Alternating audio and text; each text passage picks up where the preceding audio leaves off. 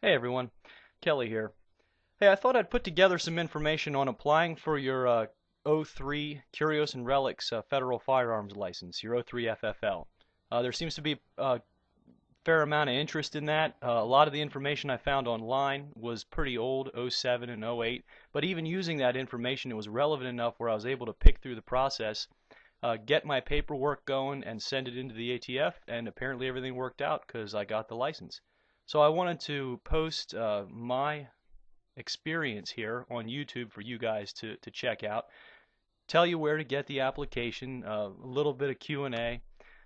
The overwhelming majority of your questions can and will be answered in the process of the application. Just read the one-page document before you get started on applying that comes with the packet that you need to send into the ATF and local LE to get your license. Read through that, and the overwhelming majority of questions will be answered there. If you do have other questions, feel free to post them, and I'll do my best to answer them for you.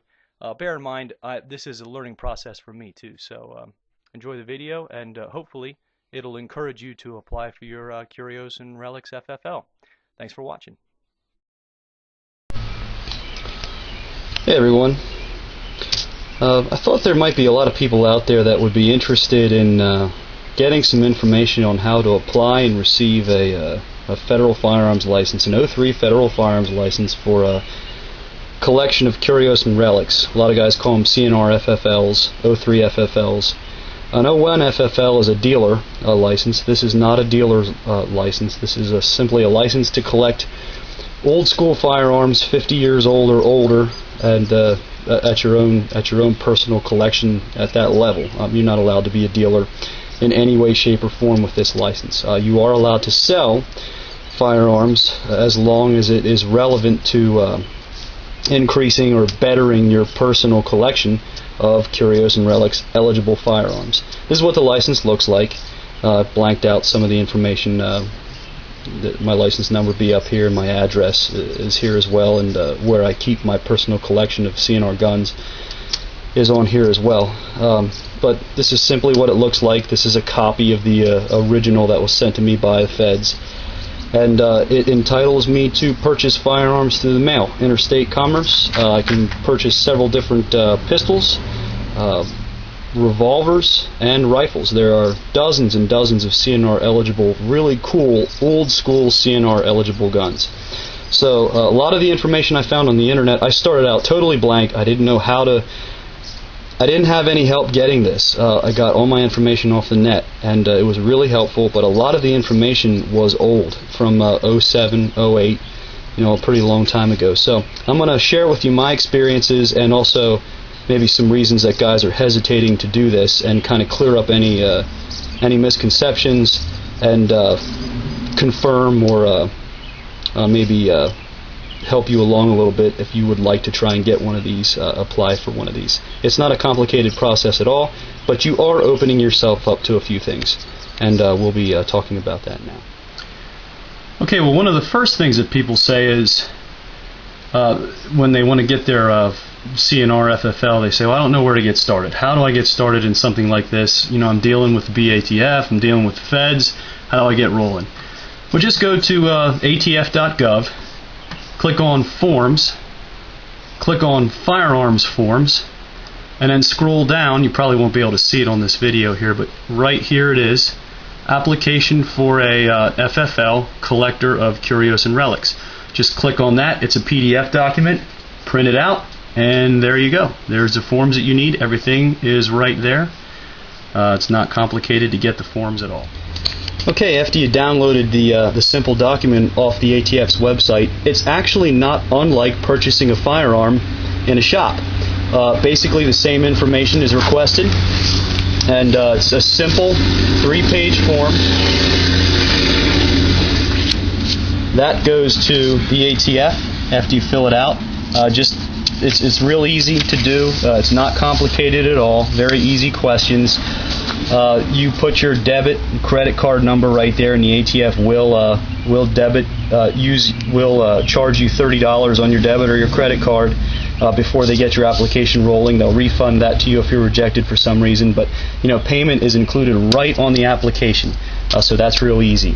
There's an instruction sheet right here that's very easy to read, and it just tells you what to do over there. This is an exact copy of the one you fill out and send to the feds, except you send this to your chief law enforcement officer in your area. Find out who polices your neighborhood, which law enforcement organization is responsible for policing where you're at, and send the chief law enforcement officer a copy of the form you sent the ATF. You can see right here the payment information on the chief law enforcement officer copy is blanked out. So this is exactly the same as this, with the exception of the payment information. Simple, 3 pages, easy to fill out. Send it to the local law enforcement township building or wherever you live, in care of the chief law enforcement officer. That's what I did, and I actually gave him a courtesy call too and let him know it was coming, and the local cops were very helpful. Okay, after I followed the simple instructions right here, filled out my ATF copy and my chief local law enforcement officer's copy, I sent it in. It took about 3 or 4 weeks to process, and I got this in the mail. Now this is a copy. They'll give you one original, and you're supposed to run off a bunch of copies. You're allowed to copy it, but you have to have your original signature on when you go ahead and purchase firearms through interstate commerce. What I did was I mailed this to companies that I found online that deal in CNR stuff, and then they have it on file, and then when I see something I like on their website or they send me a magazine, I'll be able to purchase it and have it shipped right to my door via UPS. Just a couple reasons why some guys don't want to do this. I've heard a lot of reasons why guys don't want to do this, and one of the first reasons is they don't want to get involved with BATF. They don't like the BATF. I own a corporation with my brother. We started that from scratch as well, and it's very scary when you're dealing with federal government entities. But what I have found after dealing with state government entities, local government entities, and also the feds with a corporation, they're actually people. If you're not trying to do anything outside of the law, they're very helpful and easy to work with. And I'm sure the BATF is going to be the same way. My experience has been very limited with them thus far, but so far they've been very easy to deal with, and I haven't had any problems. You do open yourself up to inspections when you have a federal firearms license of any class, whether you have an 01 dealer or an 03 CNR license for personal collecting. They can come to your house and inspect your bound book, and yes, even inspect your collection of firearms. So when you get your welcome kit, just follow it and do what it says. Don't break the law, and if you do get inspected, on the off chance that you do get inspected, you're not going to have any problems. I've only ever heard of 1, maybe 2 guys being inspected before when I was researching and doing this, and they both said they had a very pleasant experience.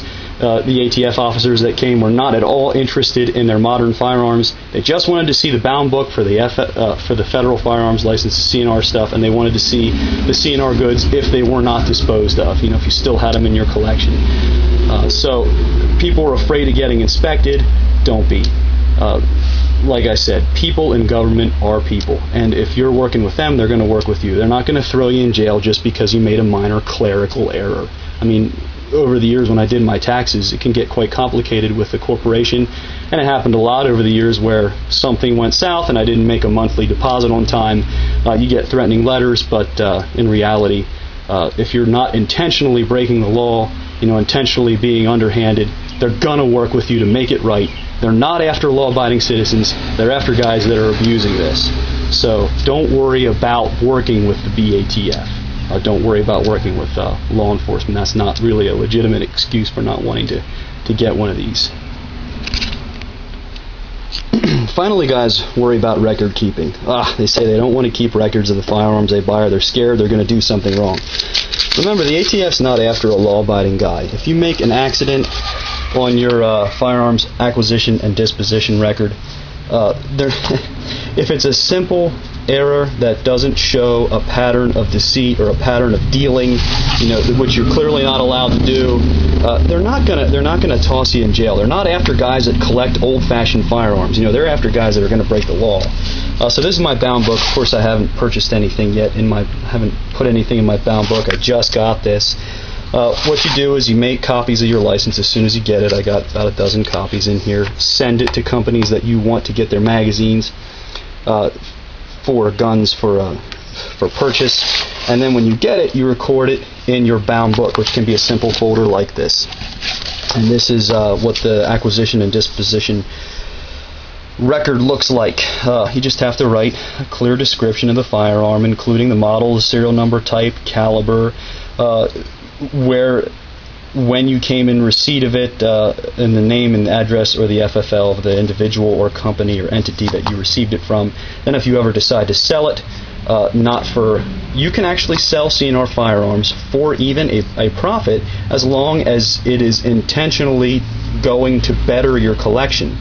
You're not allowed to deal, and that's where it gets a little hazy. Maybe I'll have more videos on some of the... If you have questions, post them, and I'll try my best to answer them. I'm still sorting through some of this myself, but you are allowed to sell firearms, just not as a dealer. It has to be to better your personal collection.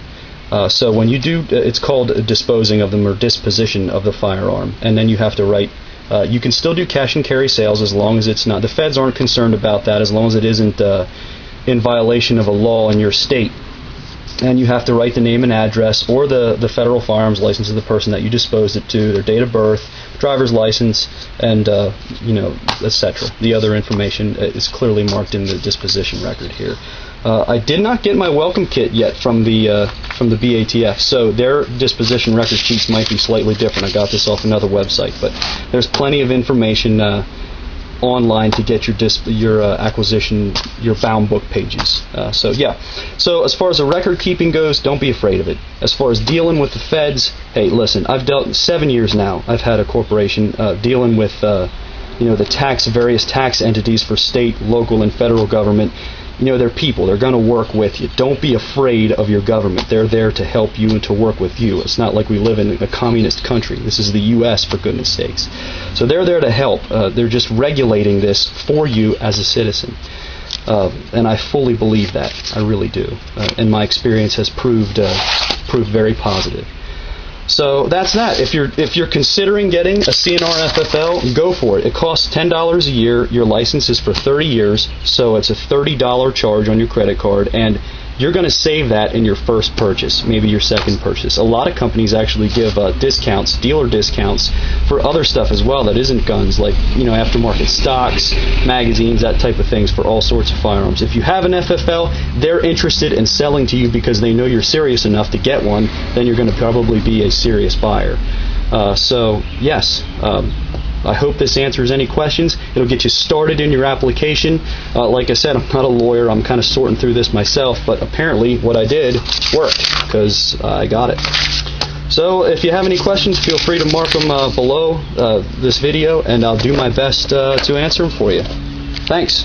And also, if you have any advice for me, please put it down there as well. Okay, I appreciate it.